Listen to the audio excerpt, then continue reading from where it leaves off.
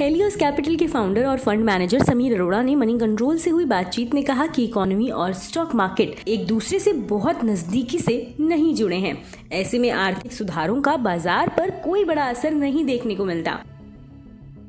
अपनी बात की पुष्टि करने के लिए समीर अरोड़ा ने दुनिया के कई देशों का एग्जाम्पल देकर ये बात समझाने की कोशिश की कि किसी तरह से प्रति व्यक्ति निम्न जीडीपी दर स्टॉक मार्केट पर मामूली असर रखती है। उन्होंने कहा कि भारत की प्रति व्यक्ति जीडीपी फाइनेंशियल ईयर 2022 में 91,481 रुपए पर रही, जो कि कोविड के पहले के स्तर से कम है। लेकिन इसी अवधि में भारत के स्टॉक मार्केट ने ऑल टाइम हाई लगाया और कोविड के पहले के लेवल से ऊपर बना रहा। उन्होंने कहा कि इस एग्जाम्पल से साफ है कि इकोनॉमी और मार्केट का कोई बहुत नजदीकी संबंध नहीं है। अपनी बात को स्पष्ट करने के लिए उन्होंने पिछले 25 साल के सबसे बेहतर प्रदर्शन वाली अर्थव्यवस्थाओं का उदाहरण दिया।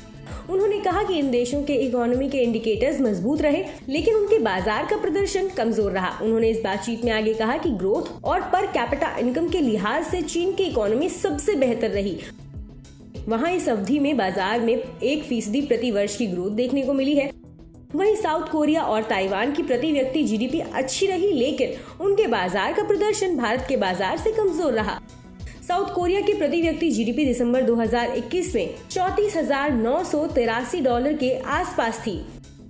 वहीं ताइवान में ये प्रति व्यक्ति जीडीपी $33,011 के आसपास थी। वहीं भारत की प्रति व्यक्ति जीडीपी $2,500 के आसपास थी।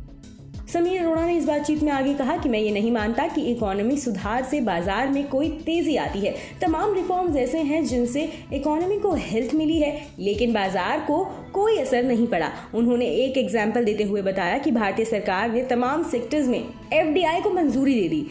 ऐसे में इन सेक्टर्स में और कंपनियों के आने की संभावना बनी हुई है। इसका मतलब ये है कि अब लोकल लिस्टिंग कंपनियों को ज्यादा कॉम्पिटिटर्स का मुकाबला करना पड़ेगा। ऐसे में सरकार की पॉलिसी से किसी खास सेक्टर को फायदा होता है, नई नौकरियां मिलती हैं और इससे इकोनॉमी को फायदा होता है। लेकिन ये लिस्टेड कंपनियों के लिए एक बुरी खबर है।